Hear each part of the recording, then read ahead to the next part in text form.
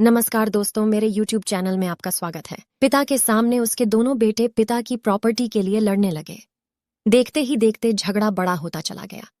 ऐसी परिस्थिति में पिता का रिएक्शन बड़ा आश्चर्यचकित करने वाला था, क्योंकि बेटों को लड़ता हुआ देखकर वो जोर जोर से हंसने लगा। दोनों बेटों का ध्यान जब अपने पिता पर गया तो उन्हें लगा शायद सदमे से उनका बाप पागल हो गया है।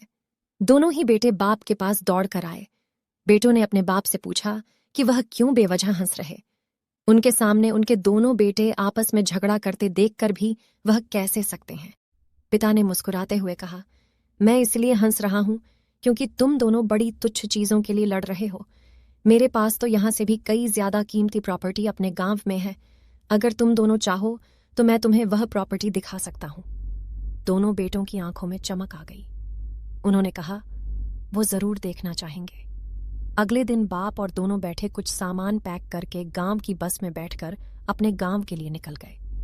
गांव में पिता अपने दोनों बेटों को एक आलीशान हवेली की तरफ लेकर जाने लगा।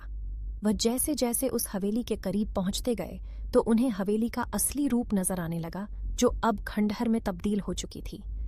हवेली के पास पहुंचकर बाप हवेली के बाहर बैठकर फूट फूट कर रोने लगा।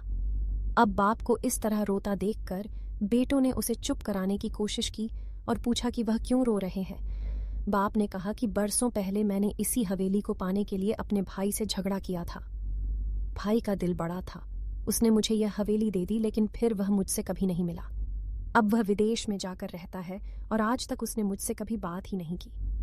देखो, जिस हवेली के लिए मैंने पाने भाई के अनमोल रिश्ते को खो दिया, वह हवेली आज किस हालत में है। तुम दोनों भी वही गलती करने जा रहे हो जो मैंने बरसों पहले की थी। तुम दोनों भी उन्हीं तुच्छ सी चीजों के लिए लड़ने लगे हो, जिनकी आगे जाकर रिश्तों के मुकाबले कीमत शून्य होगी। अगर आपको कहानी पसंद आई है तो वीडियो को लाइक करके चैनल को सब्सक्राइब कर देना।